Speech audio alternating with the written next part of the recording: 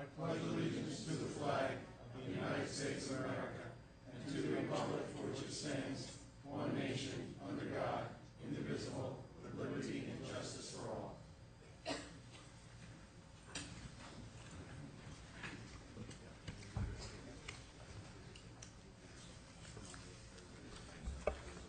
This is a meeting of the Hillsdale Borough Council on the first day of October 2013. Notice of time and place of this meeting has been provided to the Ridgewood News, Pascack Press, The Record, and Community Life. A copy was posted on the bulletin board outside of this meeting room and provided to any interested party. Please notify the municipal clerk for any disability requirements necessary for attendance at mayor and council meetings. The fire exits are located through the double doors to your left. Please silence all phones and pages. Council, please make sure your mics are all on, and I remind the public and the council, please speak into the mic when you're talking so the people at home and the people in the audience can hear you. Roll call, please. Councilmember DeGeis? Here. Councilmember Frank? Here. Councilmember Kelly? Here. Councilmember Lewis? Here. Councilmember Meyerson? Here. Councilmember Pizzella? Here. Okay, the first thing on our agenda again is to a very pleasurable thing. We're going to appoint Larry, if you want to come up and help us. Chief, where are you?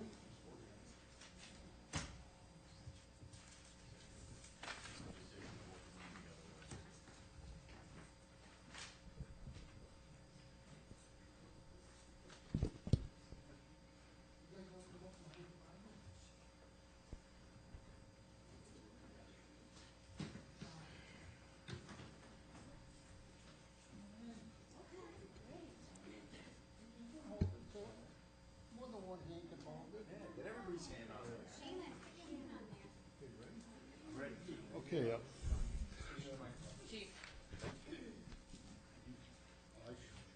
I, Sean Smith, do solemnly swear do solemnly swear that I will support the Constitution that I will support the Constitution of the state of New Jersey, of the state of New Jersey, and I will bear true faith and allegiance and allegiance to the same and to the governments established in the United States and in this state and in this state under the authority of the people. I do solemnly swear I will faithfully, impartially, and justly perform all the duties of Office of Detective Sergeant of the Hillsdale Police Department according to the best of my ability, so help me God.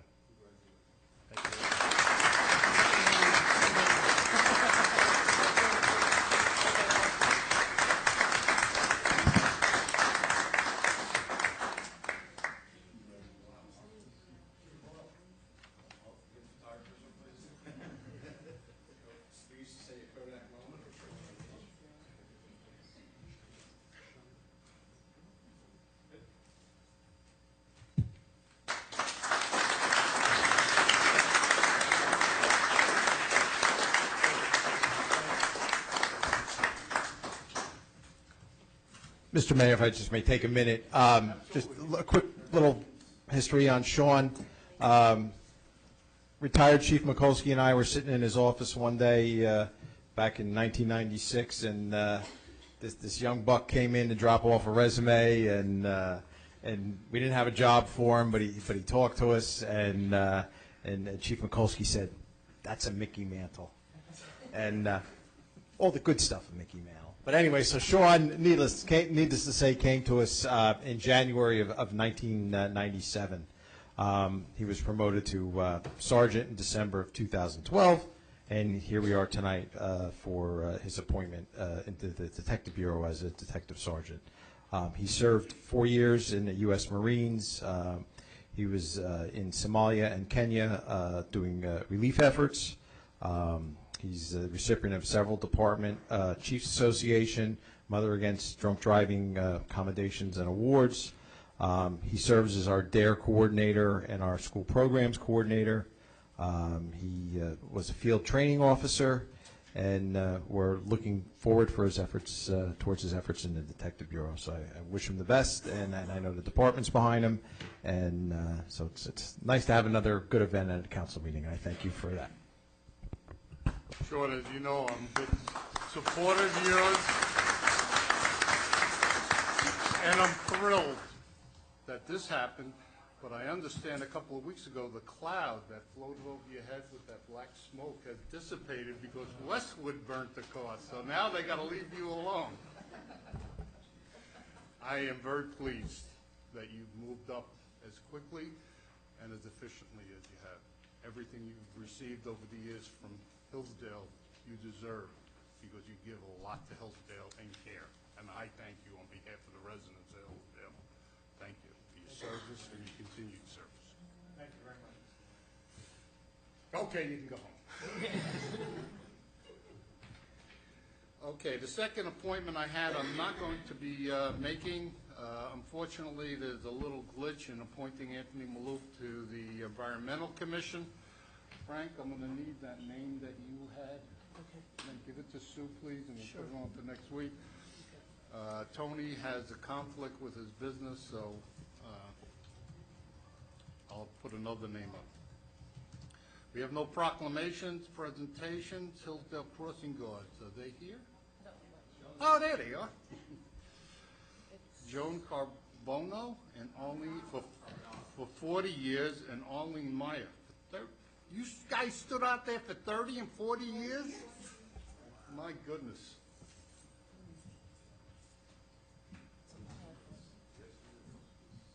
You have, oh, you got it together?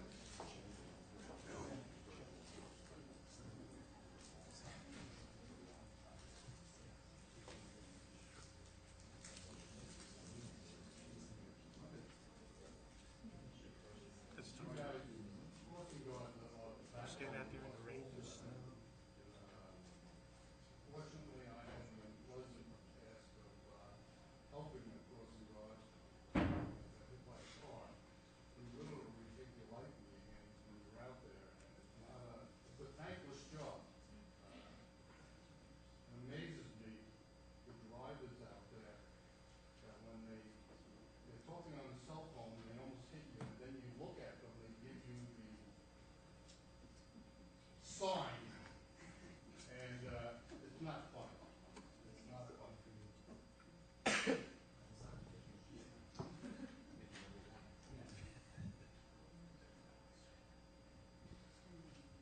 All right, Keith, here's your award. Get out. People that don't know at home, this is Keith Dury's last meeting. He is retiring, I think, to the golf course. I heard something about he's not going to Councilman Meyerson driving a car. No, no more. Gotta walk from now on. I don't even know what they're talking, I don't want to know. Sue, I think the certificates. More likely to explain that.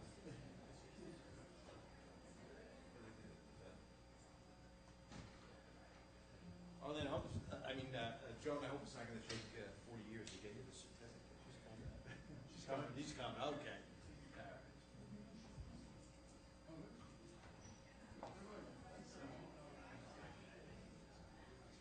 We need a picture. We need a picture. Let me take it.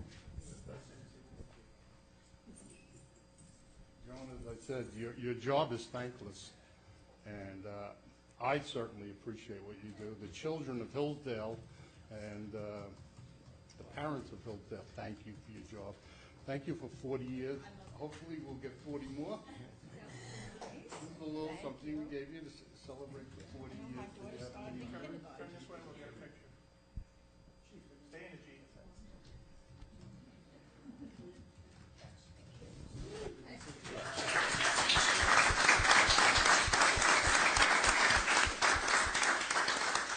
Just for the mayor and council's sake, we recognize Joan and Arlene during our, in front of their peers during our annual school guard training session. And as the mayor said, it's a rough job.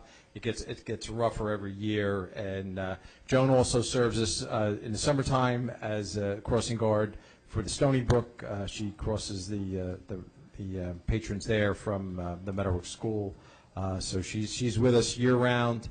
been with us for 40 years. I think doing any job, whether full-time, part-time, after 40 years, it's an accomplishment, and especially being out there in the cold and the rain. And so we thank you for your efforts, and on behalf of the police department and the parents of the kids in Hillsdale, for keeping them safe. And we wish you continued safe times and healthy times on your posts. So thank you, and Arlene.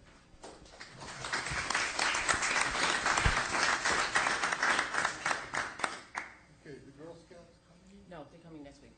next week. Okay, next week we'll do the Girl Scouts. Barbara will be next week as well. Okay, Barbara DeCaro's not here. That's next week too. Do you want to discuss anything this week, or do you want to wait to hear from her next week? Okay. Approval of minutes, September 1st, 2013, regular and closed. September 8th, regular and closed. September 23rd, regular and closed. Motion, please? No, Mayor. Oh, we're going to do that next week too? Yeah, this is just a script All for right. what's going to be. Any comments about the minutes? No, because they haven't gotten them yet. No, we haven't gotten them yet, okay. No comments. We don't have them yet. That's the So only I don't have department head reports. That you have. That I can do. Okay. Fire department's not here. Ambulances.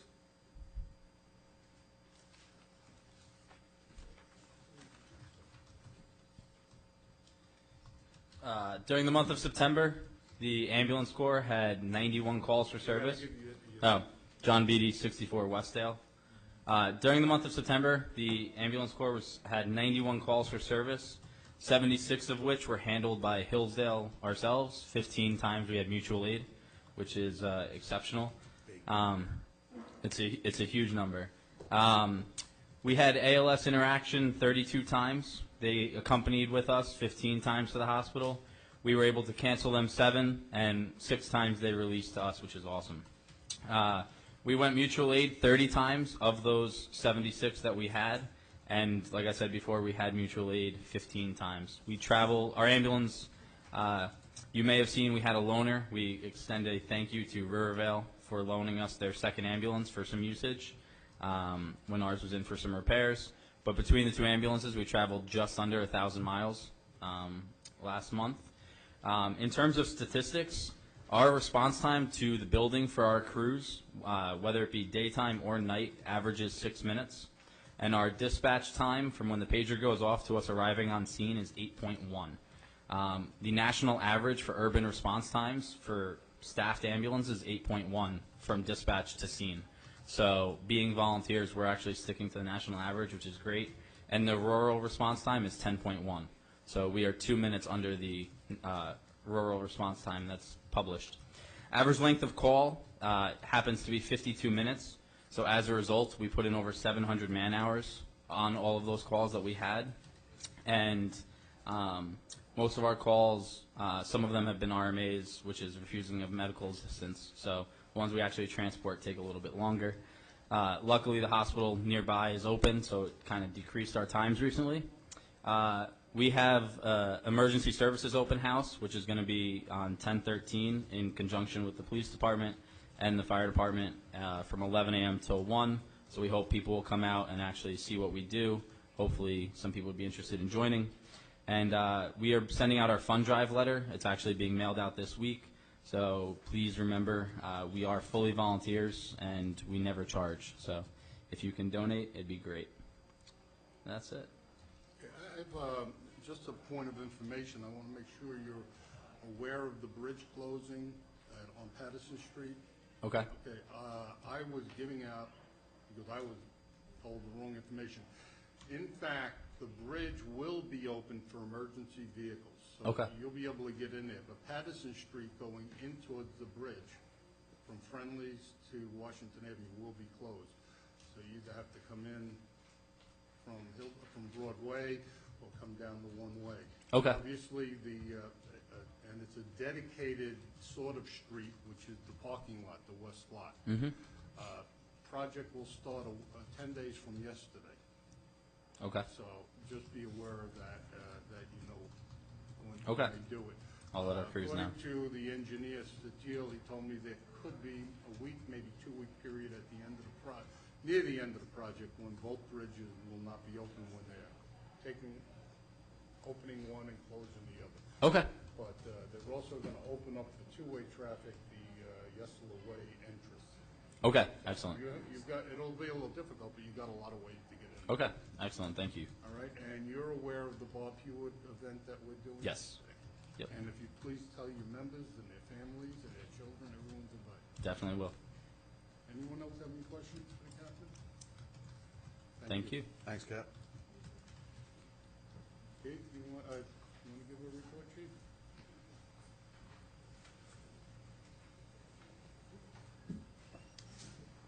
As the ambulance captain mentioned, Sunday the 13th, open house, police, fire, and EMS. Hopefully the weather cooperates. It's always a good time. On October 19th, which is a Saturday, from 11 to 1, we will be having another Coffee with a Cop at Starbucks.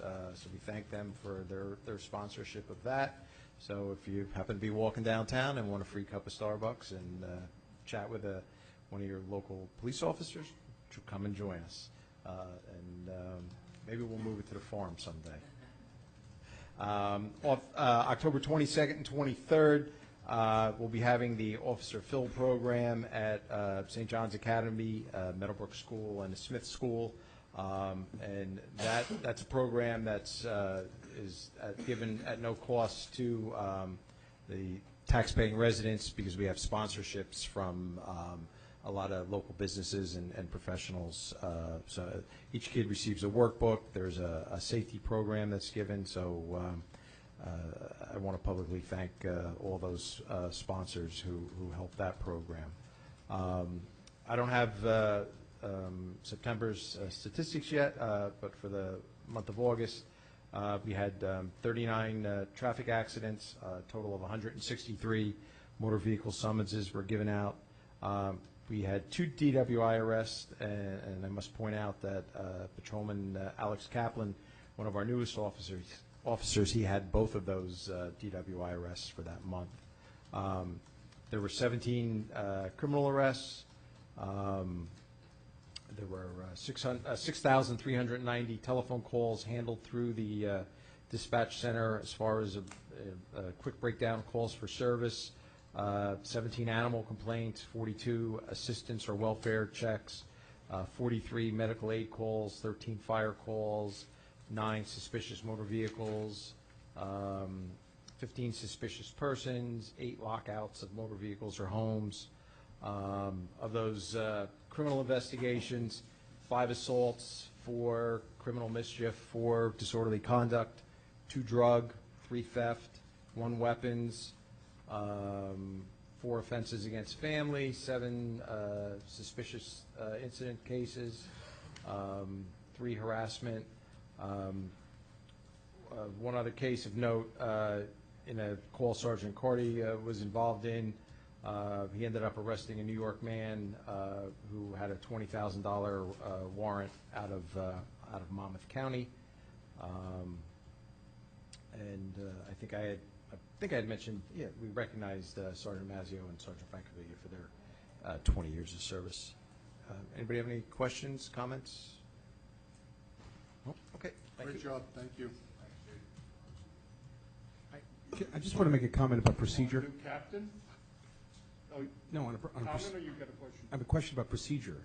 I thought we had decided that we weren't going to have these I reports. thought so too, but So I thought in the future, if we can notify the department heads that they could submit the report in to us prior to the meeting, that we would, I guess, we would decide whether or not we needed to have them here. Larry, when I spoke to some of the department heads, it's not only to inform us, it's to inform the people at home and the people in the audience what's going on in town. And us getting a paper copy, the public doesn't get an opportunity. And I think that's important, because there's a misconception out there of what our DPW does, our ambulance corps does, and certainly what our police do. The problem I have with the police is those cockamamie, and I call it public service things they do when they have to stand by. They think that's the only thing our police do. And obviously what you just heard is a heck of a lot more to the job than just that. There's a lot more procedure, a lot more say it, danger than standing out there watching someone dig a hole. I'll leave it up to the department heads. I'm not going to say not to come. If they feel that they don't need to come, you certainly don't have to. You can turn in your report in paper. But if you feel that your report is necessary for the public to hear, because we're not going to read it, and us reading it is not as effective as having the chief of police or the head of the DPW or the head of the ambulance corps or fire department come up and say, you know, we had 1,000 miles on a car. That hit home. I never thought they did that much. I know they do a lot, but that hits home. I heard it, they heard it, and the people at home heard it. So I don't know what you want to do. If, you know, obviously the council can say we don't want them here, and they won't come. I know we want to speed the meetings up, but there's some things I think are important. Yeah, I mean, just the administrator did send out an email the other day that we didn't have to be here and to submit it electronically. I was going to be here, so I just thought I'd do it this way, but I will.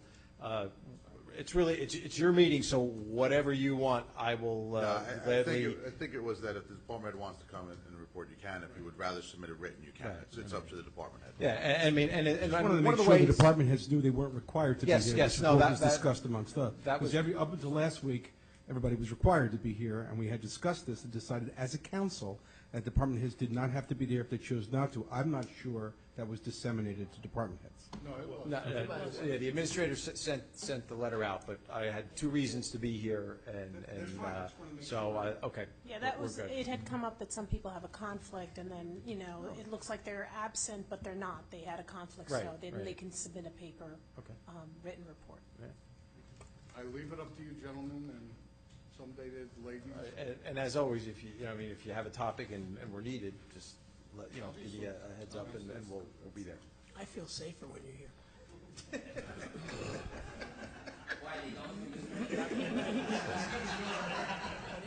You know, the bulletproof stuff is only down there, it's not down here. It's only the mayor's chair. No, it's everybody. One last time, Mr. Dury. For people that don't know, I said it before, this is Keith's last visit before us. Too bad it took 32 years for me to not have to be here. That's why we changed the rule. We'll leave. This is torture. Somebody said, "You want to run for council when you get done?" I said, "Yeah, all right." 7 mayors, 28 council people later, 32 years. It's bittersweet that I'm going to be leaving because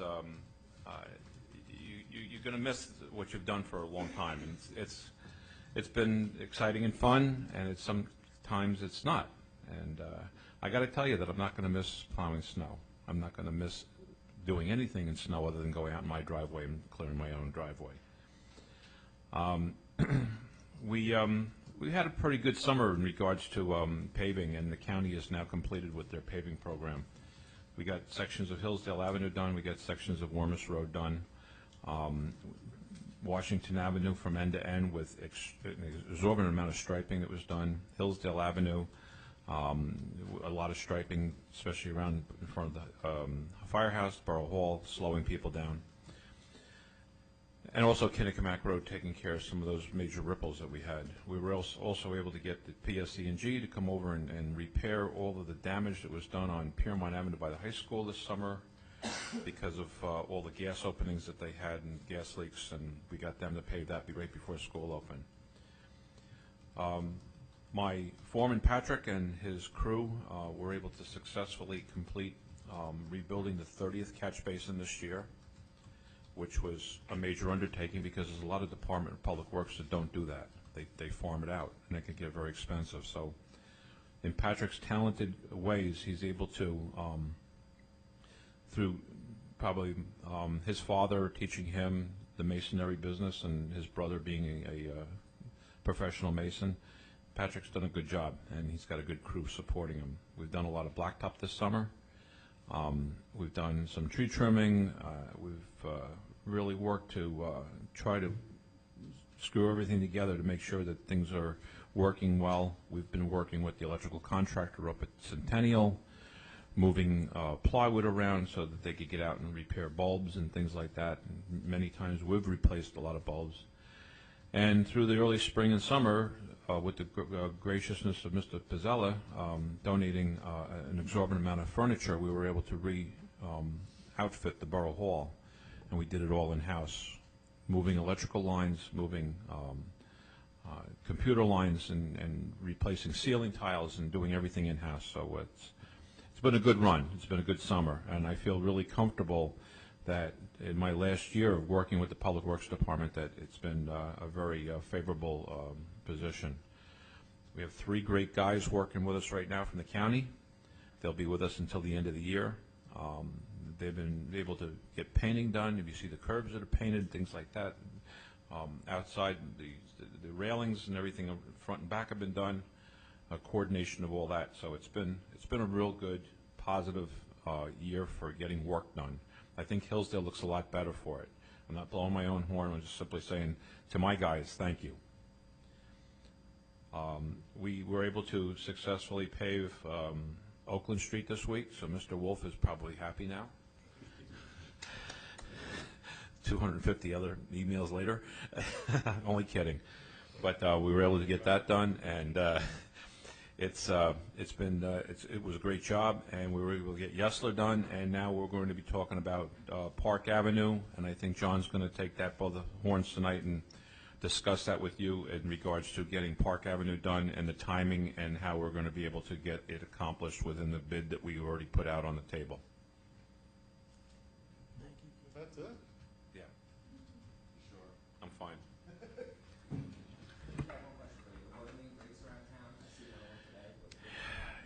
Sunday afternoon, about 3 o'clock, we must have had a spike in water pressure. Within 15 minutes, we had 3 water main breaks, and now we have a 4th.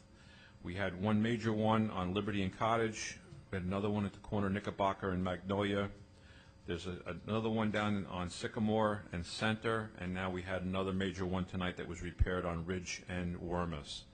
So somewhere along that line, that's not normal, especially with a calm, no freezing, no type of situation. So we must have had some type of spike in the pressure, and there were a couple of weak spots, and that's where they gave. But they've repaired 3 of the 4. The other one on Sycamore is a service, and that'll be probably repaired within the next day or so. That's a small one. Anything else? Keith, I just wanted you to, if you wouldn't mind commenting on the problem that we have with oil tanks in Tandy Island, to remind people. All right, if you notice that there are some things that have happened in the what we call the lower Tandy Island section, which would be Saddlewood Drive, Forest, Wyndham, Chadwick, Winthrop. I'm sorry, Sherwood, Birchwood, Saddle Ranch. Those homes were built by Mr. Tandy and Allen back in 1953. They started construction, and they finished around 1959 with the lower section, and then they went up to the upper TNA, which is off of Wormus Lane. The oil tanks are starting to fail. And as you see, there are barrels sometimes out in people's driveways, or there are units that have been parked in the street, like at 232 Saddlewood Drive at this point, where they're actually doing a fracking operation where they actually pump water down in and then extrude it, filter it, and then send it down. And this is all being done under the monitoring of the DEP. Lombardo is the company that's working on Saddlewood Drive now, but there's been a number of hazardous mitigation operations going on. We've been monitoring them. There has been underpinning, and in one case, unfortunately, at the corner of Sherwood and Birchwood, they had to take the house down a couple of years ago because the foundation was so rotten that they had to go and they had to remove the house and they had to build a new one. So in that regard, there's going to be activity going on, and it would probably be advantageous if anybody thinks that they have an oil tank still underneath their front steps on the front porch of their house, that they possibly get it at least checked. That would be the recommendation, I think, at this point. I'd like to comment on that also, because it's a little bit different than that. What's happening now is many of these houses were changed over to gas 10, 15, 20 years ago. And at the time, and it still is actually the current state of the law, is that to decommission an oil tank, all you had to do was remove the oil, fill it with sand, and cap it. Nobody tested any of the soils. It doesn't matter, because in every single closing that I've done over the last 3 or 4 years, whether or not the tank had been decommissioned, they want the soils tested and they want the tank out of there. So prior to 3, 4 years ago, nobody cared as long as it's decommissioned properly. So every one of these cases where it had been decommissioned properly, it doesn't matter. Upon the sale of the home, and Tanzine Allen's big area for this area, they want the tanks removed. Some of this oil spill or leakage may have occurred 15 years ago, and they're testing these soils now and finding it, and then they want the tanks removed. And there's a process, the DEP has a process how to do it. And in some cases there's some contamination, but in many cases there isn't. There's really nothing to be worried about. But Tandy and Allen put those oil tanks underneath the front stoop of the house, which is the worst Worst place to possible put 'em. location, because they have to drill into it to get Under it. the concrete, under the front steps, under the flagstone. Yeah, Oh my it's gosh, just- you know. And then what happens is you lose your front door. Well, yeah, they have to go in and And do they have to this, go in there and extrude that. But I have to say the incidence of contamination has been extraordinarily low, on just based anecdotally based upon the closings I've had, extraordinarily low. So maybe you'll see a tank being removed, but tanks are being removed on a regular basis now, even if there's no contamination. So that's what's happening. So, word to the wise, you want to have them checked. You might, if you're not using them, you're gonna have to take them out sooner or later. You might as well be sooner Take than them out when later. you sell your house. Keith, you're done. Thank you. Thank you for all the years and all the things and all the nights and all the plowing and everything you've done for this community. There is no way that I or anyone else can measure what you've done in the years that you've worked for this community. It is, once again, another thankless task, because there's always someone that's first that gets their street plowed or a tree cleared, and there's always someone that's last. And the last one always yells at you. You were the front man, and I give you credit. A couple of times you lost it, and rightly so, but most of the time, You must be mistaking somebody. Me? most of the time, just the vein popped out, and you took the guff, and I was very pleased with you and very proud of you. I'm proud to have worked with you as the mayor and as a councilman. I'm certainly proud to have been taught by you and worked with you as a firefighter. That will continue, thank goodness. But we are better for the time you served here, and we will be lesser for not having you. And I appreciate your services to the borough of Hillsdale for 32 years, did you say? I'm in my 32nd year, yes. 32 years. No wonder your hair's white Yeah. and thinning. Thank you. Thank you. Very, very Thank you, Mark. It's been a pleasure working with everyone. I mean that. It has been.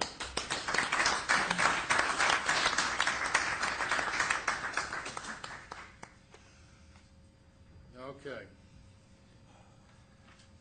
John, I'm looking at, when are we opening the public?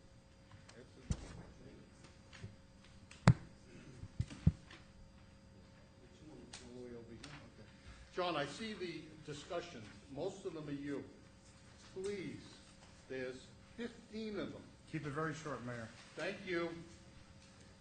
Copy your award. Attached in everyone's packet is copies of my calculations of the copier. Next week, I'm going to make a recommendation to award the utilizing state contract to purchase or lease a Ricoh copier for upstairs because our lease is up, and one for the building department because theirs is finally quit. So, and it's budgeted already, so that's it. It was Okay, and discussed we in the don't finance require committee. bids because it's a state contract. I have quotes anyway, but we'll do a resolution to authorize the mayor to enter an agreement. Mr. Mayor, almost every one of these lists here were items that were referred to the Finance Committee. We went through almost every one of these things. I don't know if there's anything that we've missed in here. And all of the results of that have been reported to council by way of paper that's in our packet. And if wouldn't mind, Mayor, if to short-circuit a discussion on every one of these things, we want to ask if there's any of the council people that have had an opportunity to read this, and if they've had an opportunity to read this, to have any questions, to ask the questions now, because these are the items that I expect to be voted on next week. That's, That's why we're doing it now. But you need to go through, I'm not sure you need to go through every one. I mean, Well, authorize borough clerk to advertise for professionals, we have to do that, so. I'm gonna read them. If someone has something they want to say, if not, we don't need a lot of discussion. Larry, you've gone through them all, and all of the money that's required for every one of these has been incorporated in our 2013 budget, right? Unless I missed one, I think. Okay, so- I'll ask the administrator just to comment on that. Do you see anything that hasn't been authorized for the 2013 budget? I have not seen anything here. 3 items are grants, Right. Some are non-money items. some are recommendations for projects. As the only long as the money is there. And we did John. talk about the municipal court consolidation. We've already discussed that in the past. Right. And that's been in here. So I don't think there's anything in here that is, that was not yet budgeted by the 2013 budget. I'll ask other, That's my understanding as well. Okay. And the advantage to the shared court study is now, we have in everyone's packet a copy of the resolution from Bergen County freeholders authorizing $5,000 to help defray the cost. It's all All right. total $5,000. John, I'll read them, because you comment. No problem. Number 5, BCA new program, reduce interest rates, that's good. Update recycling calendar, 2013 salary ordinance, non-union employees, you took care of that, Larry? You're part of that? yeah. Okay, With good. The salary ordinance, that's right. We discussed that in the finance We're committee. going to enter into an agreement for 2013 grant for handicap accessibility to Stony Brook, 2013-14 grant for handicap accessible bathrooms in the Borough Hall, $65,000. NJDEP, $3 million river cleanup and cleaning grant program. Do any of these grants require me to reach out to anyone at the county or the state levels to get them? The problem with the New Jersey DEP grant, it's Passaic River Valley Basin grant. Only a very small portion of Yeah, I the know. borough is in that, so the Pascack Brook is not going to apply for that grant. All right, so you're saying no, I don't have to reach out to anyone. We're not going to be able to obtain Okay. funds. Lease agreement for DBW cell tower, SWAN application, Tom, you're okay with that? Yes. Submission of 2014 Bergen County application for brick and mortar projects. I gave you my suggestions. Remember, I said in mine, no, we have no matching funds. Required for those projects. Amend Chapter 138 fees. That's something everybody should review and make sure you have no problem. You're raising fees on some things. Yeah, that was also finance committee. We went through and made sure everything matched up, made some changes in there, and put some things under the same, the parking is now all in the same category. Okay. And some numbers have changed, so take a close look at those. All right. Authorization to enter into an agreement for a grant for public service senior citizen grant, something we do every year, except it's lush money, $3,274. At one time, we're getting $12,000 many years ago. Does anyone have any questions on anything? Thank you, Larry, for moving that along. Policy, you want to make the same comment on that? I think that's up to the administrator, particularly the first one. Employee handbook and personnel manual, John. Sure. Under the GIF, we're required to update our employee handbook and personnel manual every 2 years, and this November will be the date for that. So I'm looking approval from the governing body to authorize myself to work on that along with the borough attorney. To start work on it, it hasn't been done yet? This is something you're just getting with? Yeah, because the changes from the joint insurance fund have not come across yet. They come out roughly in November. Are we expecting big changes, or are we expecting to pretty much just review it and keep it pretty much what it is? My assumption, it shouldn't be much, but I don't have a draft from the GIF yet. Okay. I think from going to those classes, which everyone should attend again this year whenever they announce them, they're probably going to put some mandated or really strongly worded suggestions about classes for harassment and stuff like that for employees and council and volunteers and such. Mayor, the reason why I think this is on, if the mayor and council recalls the discussion I had with you all in executive session last month, this is a two-part issue. Part one is the issue that some of you have raised about the manual itself. I will point out that a GIF manual is written by the GIF for the GIF, not necessarily for the borough. And I will tell you that we have normally had significant issues with significant pieces of these manuals because they either don't fall in line with what you all do under your contracts, or they simply just don't fall in line with what you do. The second and more important piece of the puzzle that I raised was the issue of money. I'm unaware as to exactly what's left in my budget, and I can't tell you exactly how much this is going to cost. It's not something that we normally had looked into. So if the administrator will advise me accordingly, I will raise this issue again next week in terms of that issue, which is the issue of obviously there's no money, we're not going to be able to do it. So I was under the impression that JIF issue that we had to do it. You're saying we don't? The JIF issues a draft manual. we don't have to- They require you to have a personnel policy manual. Right. They recommend their own draft. I have clients who have literally adopted the JIF draft, leaving blank the name of the municipality. It's nice. Which is lovely, except that in many cases it's contrary to either what the collective bargaining agreements exist for or what the policy is in the municipality. So the manual itself needs to be done, but I will point out that unless this body simply wants to rubber stamp the manual, there are going to be issues. Well, I'm concerned that there's contradictions with what we do, and I want to make sure that there's consistent with what we do. All right, I'll leave it up to you and the administrator. Anybody have any questions on that? Well, just one question. So, Eric, you're saying that your original budget that you anticipated didn't incorporate this, so It wasn't necessarily in initial plans, and John will let me know what's still left in the budget after he gets the bill this week. You've actually done. That's a rumor started by people. Yeah, well, it I goes thought along- November and December was free. Well, yes, that's, there's this problem with this charitable organization I'm involved in, which is the Eric Fund for Needy Lawyers. So I will want to make sure that that we don't end up coming to you all in November saying, oh, we need some more money, unless we know now, and at least we can deal with it accordingly. I appreciate that. Okay, employment application, proposed change, John? Obviously, as we discussed previously, an application was completed by the borough clerk last week. And again, asked the attorney to review that for us and present that back to the governing body. That would probably be part of the handbook and personnel policy review as well. But an application is now in place for the borough. I just have one change that I can let you know after the meeting. It's one quick change. That's it? Yes. Formation of Personnel Committee? Tom? Yeah, that was me. I'll be quick on this. We had when we had the hiring of the DPW superintendent and some other issues that I talked with Sue and John about.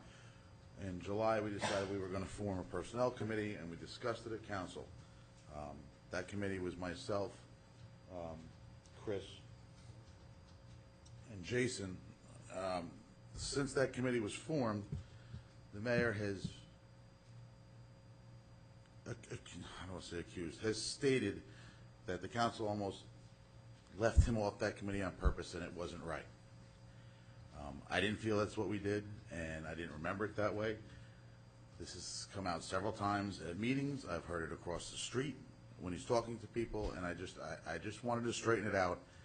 I got the verbatim minutes from that meeting, and it very clearly, when the mayor was asked, he said, I have too many meetings already. We weren't forcing this down anyone's throat that this is what it had to be. The mayor didn't argue this. He said he had too many meetings, and then the committee was formed. I don't want it. It's out there that the council is not allowing the mayor to be part of this, and I just wanted to straighten it out that that is not what happened, and I have the minutes to prove it, and if anyone would like to see it, I have them, and I'll show them to you. I have a question. Yeah. What's the purpose of the Personnel Committee? Is it just for search of new employees, or is this going to be dealing with personnel policy? When we did it, when we talked with the administrator, it was initially because we were hiring a new superintendent, and it was stated that night in case personnel issues came up where a committee needed to sit down with the administrator or the clerk to discuss it, that the committee would be the one that was called. That's the way it was discussed that night. It was actually advised by the administrator to start this committee. I didn't come, he called me about it, and I said, okay, let's talk about it. I don't know. I was surprised we didn't automatically have one already. And I think Max was as well. He even said that night, well, we already have one. I said, no, we don't. I thought we should have, but we didn't. What we did, I can only tell you what we did in the last couple of years and that I was involved. If there was a search, the mayor and 2 council members would be involved in helping screen candidates either for the borough administrator or before we had a borough administrator. And it was just really done on an individual basis when we had a person to hire. We did not deal with personnel issues. That was something I think that's really through the labor attorney and the full council. This was on the administrator's suggestion. Like I said, I didn't come up with this on my own. John came to me, we need to do this. I said, okay, so it worked the council. But you know what, I actually disagree with you, Sid. I think I sort of agree with your question. Your question was a great question, which is what's the purpose of the Personnel Committee? We haven't defined it. It was defined in a narrow, when we formed it for the specific purpose of the superintendent search. But I think you asked, that begs the question. We need to have a I've never seen an organization that doesn't have a Personnel Committee. And the Personnel Committee is usually charged with the responsibility of taking a look at our handbook and our personnel handbook, and that should come through the committee before it's ad hoc by members of council. And like the GIF changes that you're talking about, that's the kind of thing that can go, the application could go through the Personnel Committee and make a recommendation to council, just like all of our other committees. And I think the Personnel Committee should be a more permanent part of this organization, and we should define it as to what it does, and so that we don't have this problem every year. As you know, being in the legal field, and I've managed HR departments, the law is changing constantly. And I really think a committee, unless you have a lot of expertise in labor law, you're better off leaving this between the administrator and our labor attorney, in my opinion. Okay. I just want to answer Councilman Kelly's comments. Number one, the night the committee was formed, I was upset and surprised and concerned that the mayor was left out of the committee. I stated that night, and I will state again, in the Pascack Valley, and that's who I have the most contact with, no town other than Hillsdale's mayor is not part of the personnel committee. In most of the towns, it's left up to the mayor and the administrator. There's no council involved. I made that statement that night. My comment about 2 meetings, enough meetings already, fine, was said after the fact as a way of just saying, okay, fine, you made your decision. But if you remember that night, I argued vehemently about being on that committee. I made my comment about the other mayors. I made my comment about the other towns. I still feel, as the titular head of the town, as the highest elected official in the town, the mayor should be on that committee because personnel report to him. But don't you create the committees? Yes, Why don't you just change the committee? because they outvoted me. They voted, No, I wasn't here for that. everyone that was here was unanimous, including Mr. Pasella, voted to put the 3 people that Mr. Kelly put on the list. Mayor, you keep including me. I wasn't here. I was at fire school. Oh. The members of the council that were here that night voted. That's enough said. Well, yeah, except that the minutes don't. I'm if you look sorry, at- I don't know what the minutes. But I say, do, because but I read the I'm minutes. correcting the minutes then now. I'm saying what I feel. I do not Can I- feel that a committee of personnel should be established and exclude the mayor. I get that you feel that way, except that your restatement of what occurred that night is pure fiction, because the No, minutes it's don't not. reflect that. You I was here, accused me. and I read the minutes. May I see the minutes, please?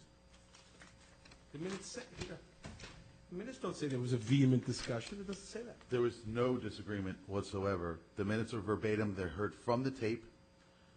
They're legal minutes. There was no disagreement. No time did you mention any other mayors or that we were leaving you off. You agreed to it. You never even raised, we literally asked you, I didn't know, I was new to this process. I said, what do you think we should do? And there was discussion, and then you even said, and there it's underlined, I have enough meetings to go to already.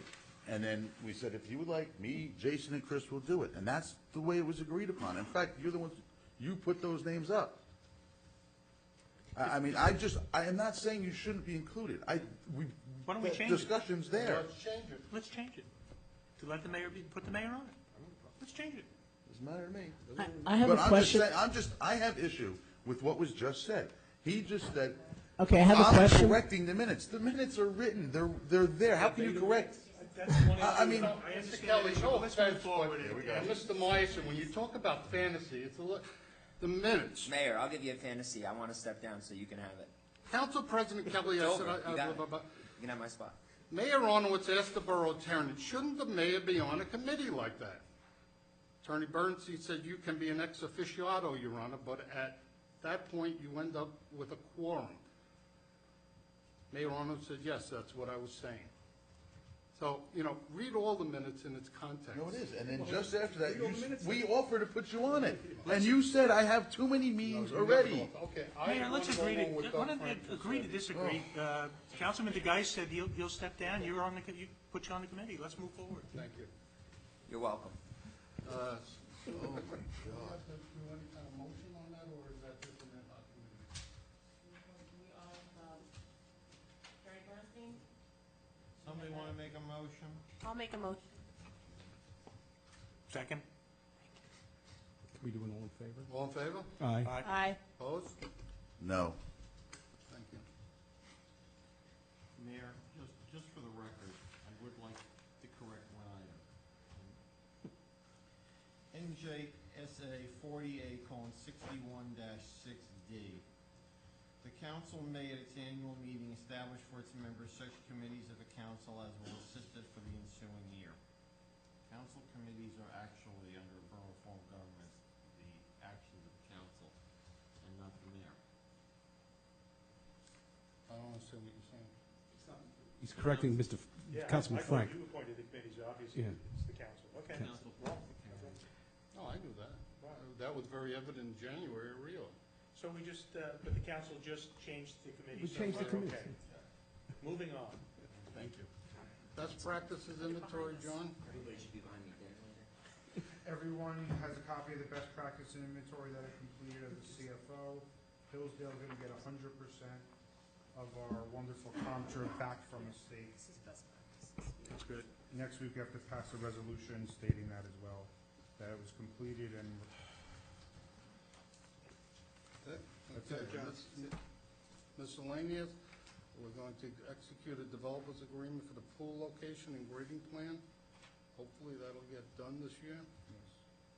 Letter from the Hillsdale Volunteer Fire Department, we're gonna put a cadet on, I assume they'll be here. For the swearing in. Okay, because it was on the agenda earlier on. No, that'll be for next week. Next week? Not here.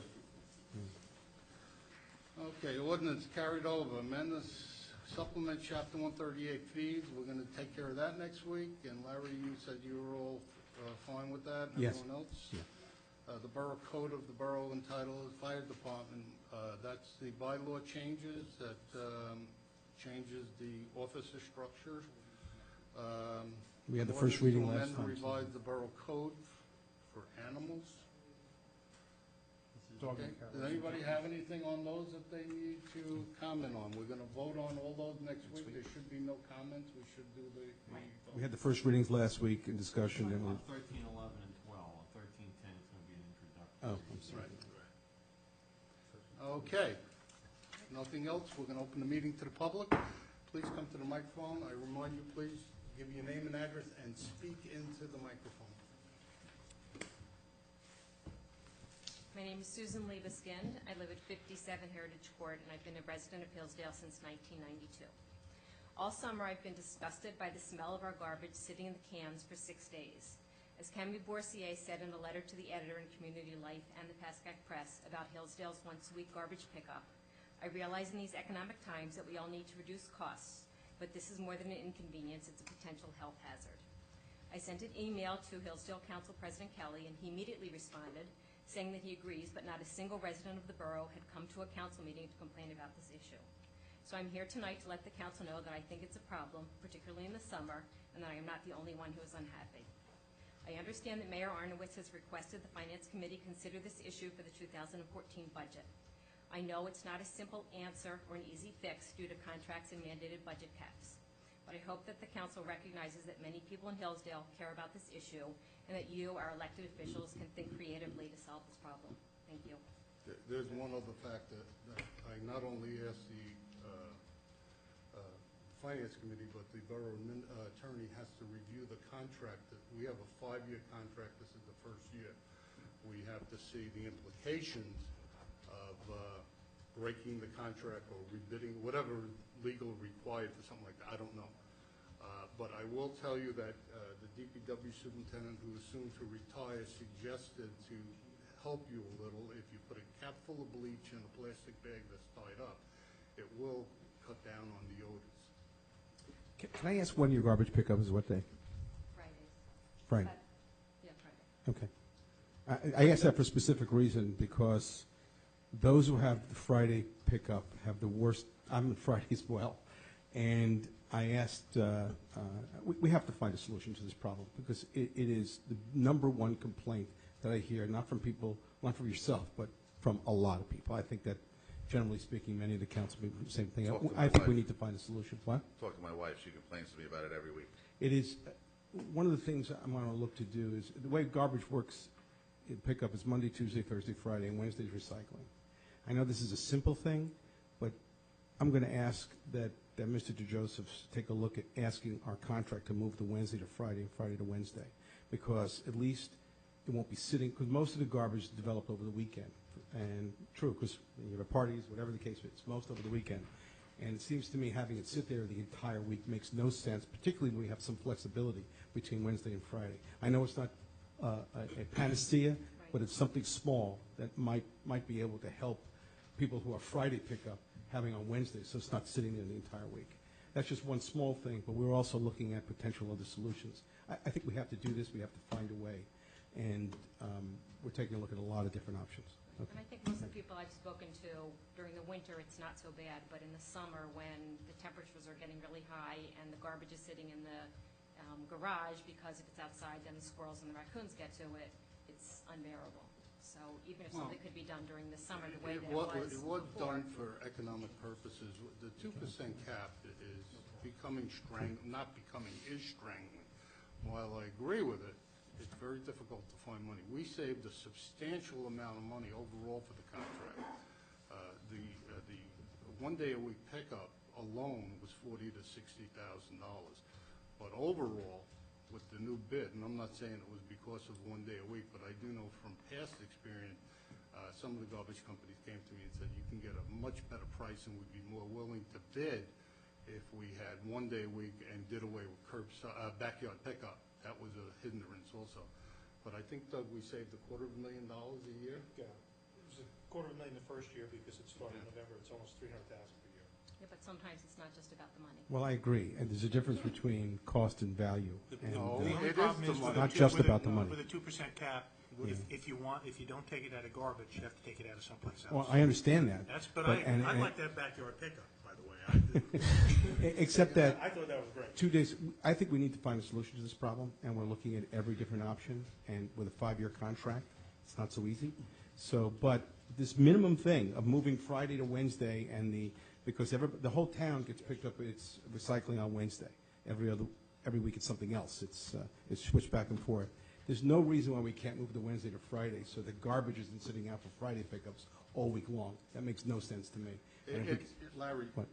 I'm not, I'll look he into checked. it. It's no, he checked already, Mayor. Some of the And problems, it's not a dime more to do this. the problems that you have sometimes, for example, paper, the recycled paper, they take it to a specific place. We don't take care of it. I don't know if they can accept paper on a Friday. We Well, have to find the that out. problem is, well, he can tell you, because we checked. I don't want to discuss it, John. I'm just saying, I don't want the public to think there's a panacea out there. We'll look into it. But what Councilman Frank is saying, and which is totally opposite of what Mr. Meyerson is saying, and this comes down to philosophy. Governor Christie's cap allows us to increase taxes $160,000. It is a cap on the amount of money we collect from you and him and her and everyone else that lives in Hillsdale. The salary increases that our people are entitled to almost equals that. If we were to have to come up with an extra $50,000 to $100,000 that's not borrowable like we did this year, it's got to come out of something. And the only thing left is personnel. I know people are against letting go of DPW people. Dispatching, we tried that. Police, we tried it, and now we're hiring them back because it doesn't work. I can't cut the ambulance who's sitting back there. We don't pay them. They don't get that much from us. I can't cut fire. Someone's got to plow the streets. Montvale and Rivervale are trying to do something with their DPW. People are up in arms. We don't have an answer. I don't have an answer for you. But we're trying to live within this cap so that people like me, I don't know about you, but people like me, who's very affected by taxes in this town, can afford to live here. I mean, we have people coming up here complaining their taxes are too high. But the same people say to me, but I want 2-day-a-week garbage, and I want more police, and I want... It's not all there. I promise you, I've asked them to look at it. They are looking at it. But it's not a simple solution. I Because if understand they that. can break the contract, if he says, yes, you can do this, what's the implications? I will tell you that the night, just for the new people that are on council that weren't here, we did not accept, because of problems in the licensing, the lowest bidder. On the way out the door, that gentleman said to me, I got a feeling I bid too low. I don't understand why Waste Management's bill was so much more than ours. Their bid for that same contract was over $1 million a year more. It was substantial. I don't want to get into a situation if they say, well, if we're going to rebid it, they're going to bid higher, and we're going to have to make that. I don't know. I think there's two, I think that's, but the suggestion that Councilman Myerson said isn't breaking the contract. No, I'm not suggesting at all. I don't know, but I do know in Shifting the days past, costs nothing. the reason That's we right. picked Nothing. Wednesday is because of one of the paper suppliers that I don't think we But Mayor, used. that Councilman reason- Councilman. that reason is- Administrator Joseph has checked into, I'm sorry, that's right, checked into this, and it's not an issue. All right, then talk to the contractor. Well, that's what we're doing Okay. in advance of this meeting. And I can But there are also other comment- things we need to do also. And something else that's been discussed recently by residents as well is vegetative waste from Thursday to Friday, having that go on Monday or Tuesday also. So that's something else. We're looking at a lot of, within the, without breaching any contract, nobody's Same exact suggesting that, contract. of breaking the contract, we're looking at ways we can work within our contract to try to possibly come up with a solution to the summertime, 1 day a week versus 2 days a week. I'm not guaranteeing anything, and it's gonna take a little bit of time to take a look at this, but we have made some suggestions that, you know, most of us were not here during that contract bidding, and never got involved in this discussion. But I understand the problem, I hear about it from every single person that I've met in town. We need a solution to this problem, we're gonna try to find, might not be the perfect solution, we have to do something, I understand. Thank you. Mrs. Lebiska, just one more thing. I just want you to know that I also received, and I want the council to know, that I received 7 emails since our last meeting about the same problem, so you're not alone. And I myself understand it, so I'm grateful that Larry and the Finance Committee are looking into it. Thank you. Anyone else? Once again, name and address, and please speak into the mic. Absolutely. Good evening, Mayor, Council, thank you. My name is Mark Becker. I reside at 141 Demarest Avenue in Hillsdale. I'm here tonight as the co-director of Bergen Save the Watershed Action Network. We had recently been awarded a grant to look at ecological solutions to flooding problems throughout the Pascack Valley. Specifically, we'd like to work in Hillsdale and Westwood. We have been meeting last week or two with the Environmental Commission to talk about the project. It's really just a preliminary study. We've got about $9,150. Most of that is going to contract Princeton Hydro, some environmental engineers, to come up and do a series of site visits and tour and see what opportunities there might be in the community for some ecological solutions to the flooding, and also then to work on some educational outreach programs to have people understand what may be some possibilities for us to look at. So it's really a first step, broad kind of,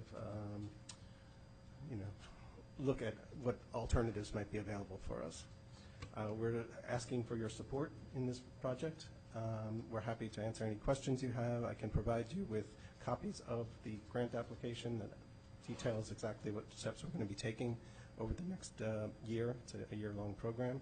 And that's it. If you have any questions for us now or at a later date, I'd be happy to answer them. Mr. Becker, I'm very involved as a resident in the flood area in this. What is ecological flood solutions? What are you talking about? What kind of? Looking for opportunities to perhaps retrofit areas with retention basins, detention basins, either in a large scale, large parking lot areas that we can perhaps add retention and detention basins to slow the water down, have it percolate back into the groundwater instead of rushing right off into the stream. That's one of the major ones. There's other lower, broader based where residents can do things to prevent the water from running off right into the stormwater, but have it percolate into their lawn, their lawnscapes, creating something called rain gardens, which are smaller scale retention, detention basins. So it's sort of opportunities like that. Also, increasing the natural buffer around the streams and the vegetation to help, again, slow the water down and give it opportunities to percolate back into the soils instead of rushing into the stream. Mr. Becker, could you, I asked Mr. Becker to come because I had asked for the resolution to be reconsidered. Can you give them just an example or an explanation of what you're doing in Emerson? I think it was by the Kmart parking lot. And yeah, in Emerson, it's by the ShopRite, right off of Main Street, right? And there was a very serious issue in actually a piece of land that we helped preserve called the Emerson Woods Preserve. It's about a 22-acre parcel there that's adjacent to it used to be part of the United Waters land, but through history we ended up having to acquire that back for open space. And through that parcel, there was a drainage ditch area that was severely eroded. It wasn't even really a stream, it was just whenever it rained, the stormwater outfall was right there, and it just was creating the Grand Canyon of the east here. The ditch was something like 17 feet deep and 25 feet wide, and after every rainstorm, getting worse. We had a wonderful opportunity working with Conservation Resources Incorporated. They had a environmental damages lawsuit and had a great deal of money, about $400,000, that they needed to put into restoration work within this Hackensack watershed. So they approached us and said, do you have any good projects that we can do? And we said, yes, we certainly do. We've been looking at trying to solve that problem for a long time. And through that, we were able to contract the same group, Princeton Hydro, to come in, design a re-vegetation of that slope, re-sloping it, and they just did their plantings today, actually. And we're going to be working with it over the next 3 years, monitoring it and doing the replantings. And hopefully it'll have a great impact on reducing the amount of sedimentation. That was one of the primary concerns there, because it's about 200 yards from the Oradell Reservoir, and a tremendous amount of silt and sedimentation. You got to introduce yourself. Yeah, I'm on it's confusing for the people doing the minutes and everything. Sorry. I'm Lori Charkey. I'm a Westwood resident, 162 Westwood Avenue, Westwood. I just wanted to give you a better picture of this project that we're doing in Emerson. There are three storm drains that come together at one point, right by where this drainage ditch goes through the site. And there are 3 slopes, and so the combined force has created this mess. Not only did Princeton Hydro design the plantings that Mark described, but they also did a kind of a contouring, terracing of the slopes. So they changed the angle of the slopes to something that can be held better with this vegetation and native plants that they're putting in. They also did step pools. So they put in a great deal of rock, river stone. The step pools are kind of a gradual descent. Instead of there being a raceway for the water to go quickly through there, it now has to come against these rocks and step pools, and it slows the water down. Slows it down, right. And the water does go right into our reservoir. It goes through a wetland, and it's now mitigated a lot by these changes in the topography, but also they put in a storm scepter. It's a very important component. So that will capture a lot of the floatables and some of the sediments. It does have to be cleaned out periodically by the DPW. So I'm going to turn it back to you. And that was all done using this grant money. Exactly. And with this one that we're talking about now, what other municipalities are involved? It's not just Hillsdale. This grant, you're looking at Hillsdale, Westwood. Just those two we'd like to keep it at. And that, as I said, it would be a first step, just to kind of survey the area, see what opportunities may exist, and then if we do identify some potential projects, try and bring in the funding to actually carry them out. Would your group do anything with stream clearing? Clearing? Yeah. The reason I bring it up, and I was going to bring it up at last go-round, my walk around town at the Kentucky Fried Chicken, that bridge there, when we did the tour of the stream, if you remember, there was a little island there on the left. Now it's a big island with a forest growing on it. And I'm wondering if we can get that taken down a little and so that the water flows better during storms. Well, I think that's part of what our engineers would look at to see if that's something that's worth doing or is, would benefit in any way or not. Well, John, I'd like you to, maybe the Mosquito Control Commission could do something before we really get the storm weather. Because it does two things. One, it affects the water flow, but two, I don't want it to affect the railroad bridge, the backup affecting the railroad bridge or the Hillsdale Avenue, Broadway Bridge, if it's too much pounding there. It was only 4 or 5 years ago where it was a little hump on the side. Now it's quite substantial. Right. What I found impressive about it was the Princeton Hydro. I mean, I've worked with them on other projects. That's a great engineering firm for this type of stuff, so I offer that as well. Okay. Well, anything we can do for you, as long as it doesn't cost money, we love it. No, we're bringing you money. We're bringing you money. That I love. That I love. Great. Well, we would hope that maybe at your next meeting we can ask for a resolution and support. And It's on the agenda. I believe that's the one on the agenda, right? Yeah. And excellent. We'll vote on it. Nobody had a problem with it, so it'll go through with no problem next week. Thank you very much. Thank you. Thank Good you. night.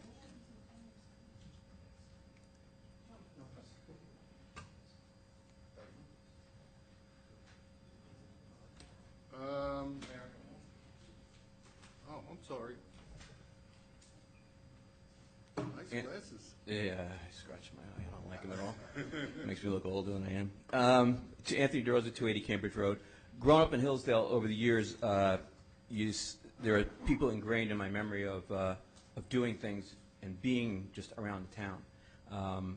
People who come to mind, can't possibly name all of them, but people like Gary Hughes, Peter Hard, Mark Durst, late Freddie Winkler. But one of those people is Keith Durree, and those people I consider quite very much the fabric of this town. A lot of people, figuratively, you could say, have built this town, but quite literally, Keith and members of his family have actually done that. So I'd just like to say personally thank you to you. Yep. Anyone else? Seeing no one, I'll close the meeting to the public. We'll continue with the meeting. You got the engineering report. John, your report was turned in, correct? Yes. And the borough attorney.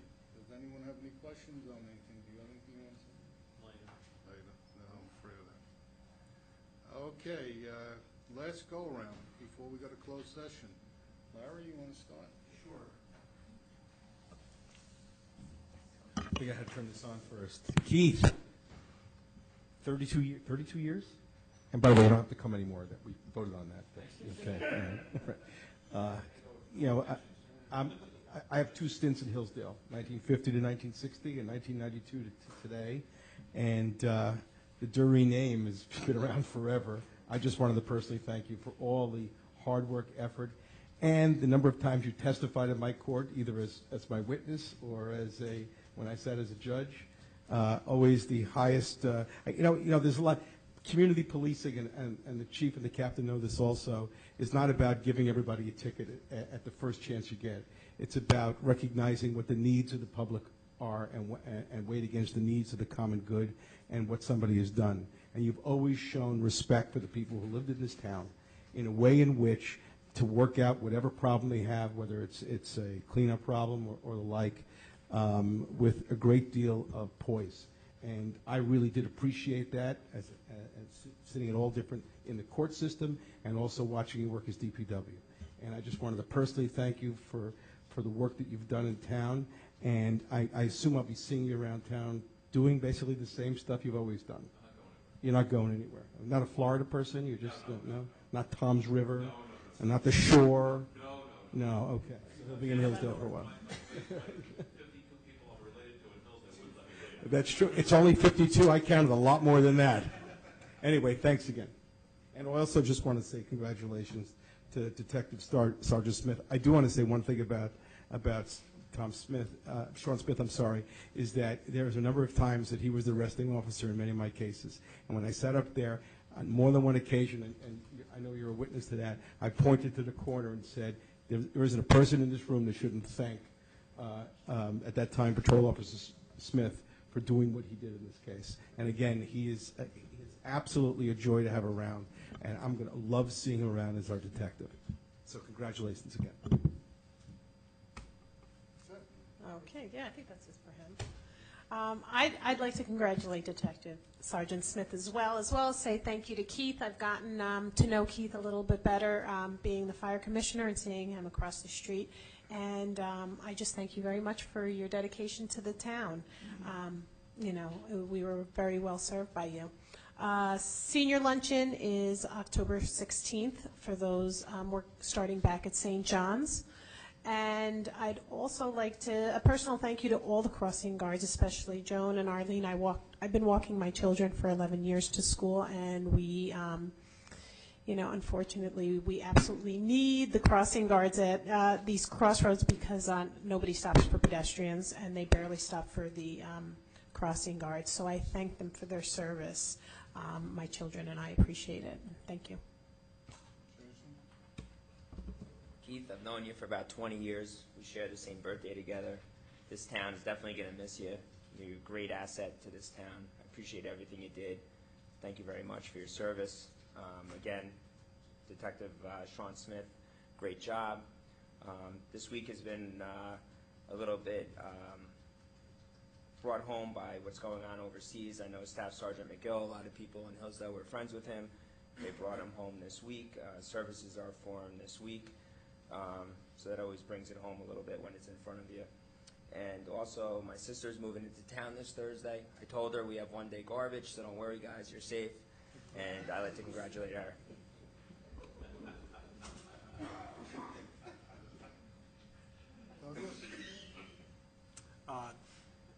Not to be too redundant, but congratulations to Sergeant Smith. I always like to see Marines get ahead in the world, and I'm sure he's going to do a great job. And Keith, having seen a lot of people with a lot of knowledge in business retire, it's really hard for an organization to understand how much that knowledge that's unique and is walking out the door. And I know that with all the hats you've worn, you've really done a lot for the town. So in addition to the comments made by others, I haven't known you that long, although I've seen you around town for the 30-some years I've lived here. You will be missed, and I really appreciate everything you've done. Good luck. Well, you know, I think Mr. DeRosa sort of beat me to it. I've only lived here about 8 years now, and there are certain constants that I've noticed, and you're definitely one of the constant just fabric of Hillsdale. And so I want to thank you for all your help that you've ever given me, specifically with the PAC 81 floats and letting me paint and do all our stuff at the DPW. Good luck in your retirement. I wish you all the best. Congratulations to Detective Sergeant Sean Smith. There's another amazing person who, I have to say that, I'm really proud to know him.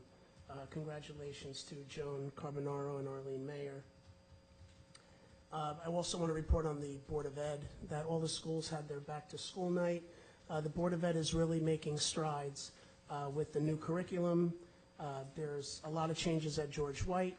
Our superintendent, Spirito, is doing great things. We have a literacy coach. We have a dean of students. Just amazing changes to try to make things even better than they already are. And the Harvest Fest. The Meadowbrook School is having the Harvest Fest October 3rd, so whoever can make it, please go and support. Tom, before you go, do you know the harvest date for the St. John's? It's the 19th, It's the, October 19th. okay, so St. John's is having a harvest fest too on the 19th. Is that it? Keith DeRee. Known you a long time. Fought fires with you. Fought with you. Broke bread with you. Unfortunately for me, none of that's going to end. You're not going anywhere. I'll still see you every week and probably many times we cross the street. And I'm very glad to see that because, well, we can still do what we always done. Have a great time and enjoy each other. And, well, we'll just keep busting each other's chops. But awesome job and good luck on the retirement. One other thing, Jason mentioned it, from Ramsey, Staff Sergeant Timothy McGill was killed in action this week. He was Special Forces. He was a weapons expert. He was 30 years old, has a lot of good friends from the borough and the surrounding areas. He was a fireman in Ramsey. Monday was his homecoming. It was, if you've ever been to one of these, it's always a special thing to be at. I highly recommend you come out and show your support. I want to thank Ramsey High School. Their administration let every child in the school out at 12 o'clock for the procession. It was fantastic. The fire departments from all over New York and New Jersey were there. Motorcycle clubs from everywhere. Just the list goes on and on, the support. His wake is Wednesday and Thursday. The funeral will be Friday. 11 o'clock service, Wyckoff Ave in Ramsey. I forget the name of the church. When the service is over, which should be sometime around noon, they will leave there and their procession will proceed up through Ramsey and into Darlington Ave. If you have not been to this, if you can take an hour out of your day on Friday, grab a flag, come out, just stand there as it goes by. It's something you'll never forget. I will be there. I'm hoping many more people will be there. I know the fire department as well as all the surrounding fire departments will be there to show support. And it's important. It's to do the right thing, and I really, really encourage anyone who can get up there in the area of Darlington County Park, come out and just spend an hour and watch it. It's really good. That's all I got. Thank you. Okay. Sean Smith. While I am tickled pink, once again, with your department, I want to congratulate the chief and ex-chief Mikulski for bringing people on board that we have an opportunity to put into positions like this and nurturing them and having a police department like we have. I think it's a testament to you. It's a testament to past chiefs, Chief Mikulski being one of them. Sean Smith is a great representation of what you and your department and what Bob is, all of the men and women downstairs are a great testament to you. And I am very, very proud to be the mayor of a community that has people like Sean Smith and Chip Stalter and Bob Francavilla, and I can go down the list. Every one of them, to a man and woman, are outstanding, including the people that sit at the desk. And it's all because of the actions that you and other chiefs before you took to get to this point. So thank you. Keith, I said a lot about you. What people don't know is that you came on board here during crisis. Hillsdale had a different DPW superintendent that did things differently than Keith. They were, needless to say, the cause of him spending some time in jail. And Keith came on board. He worked at the Park Ridge DPW and started running things legally and the right way without favors to the special elite. And it wasn't easy to follow that man because when you're getting things for nothing, people like you. And if you don't know what he's doing, you don't care. Keith came in with orders to straighten it out, and he did. And he had to work with people that worked with the previous gentleman, and it wasn't easy. And you did do a great job. Still waiting for the sewer cleaning report that I asked for in '87, but we'll forget about that now. I asked for about 3 years and then gave up. But Keith, as I said before, you really did do a great job from Hillsdale. Me too. I served with you across the street. I had my arguments with you. I had my fun with you. We played together. We marched together. We fought fires together. We rescued people. You are by far one of the most knowledgeable people when it comes to firefighting and rescue that I ever saw. And I appreciate all you taught me. And I came in at an older age versus the Tom Kellys that came in younger. I think I'm older than you actually, but yet I still look up to you, and I still look forward to working the limited amount I do across the street. But it's been a great ride. It's really, really been a great ride, and you should be your family should be proud of you, as I am proud of you. And I just can close out by saying, thanks for the memories. Thank you for the future. With that, I'll ask for a motion to go to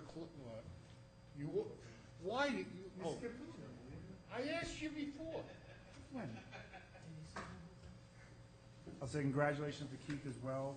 I've known you as well for approximately 20 years or slightly over.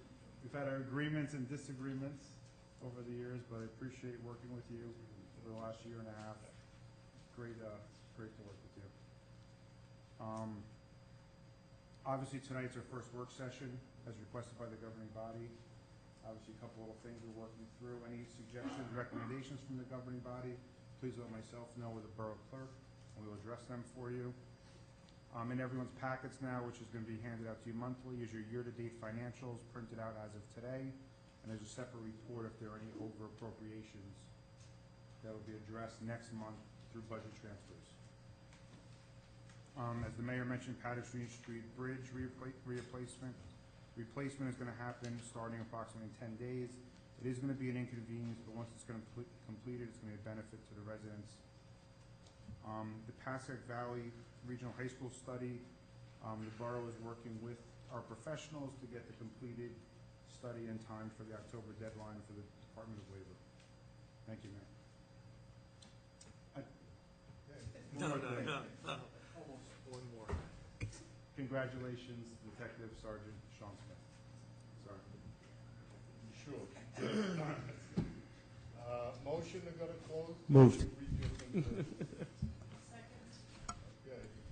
Provide for a meeting not open to the public in accordance with provisions of the New Jersey Open Public Meetings Act, NJSA 10:4-12B, 8 personnel, superintendent, DPW retirement, superintendent replacement, public health nurse.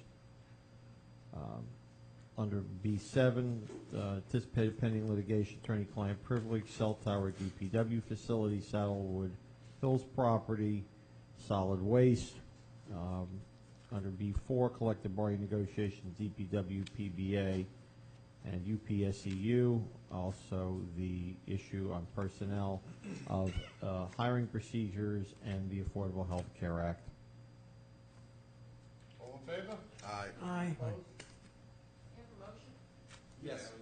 I made the motion. It was seconded by Councilman Lewis.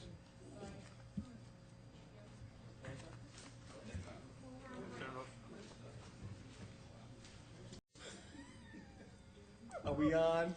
Now we are on and recording. Do we have a motion to come out of executive session? We Motion. did that. And we did that. Yes, we're good. Let the record reflect all members of the governing body present at the commencement of the executive session are present. The recommencement of the open session, as well as the borough administrator, the borough clerk, and this week's borough attorney.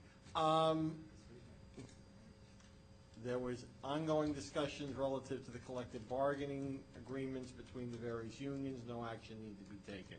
There was an update on certain attorney-client privilege matters involving Saddlewood Hills. Mr. Meyerson recused himself during that conversation. The cell tower, the DPW garage, solid waste-related issues as to the current contract. No formal action needed to be taken. There was a discussion with Keith Dorey, who was present during this portion of the conversation, regarding Mr. Dorey's role with the borough during his interim transitional period. No action. Mr. DeJoseph has been given direction relative to such. There was also further discussion regarding the ongoing issue of a replacement for Mr. Dory. Subsequent to his retirement, Mr.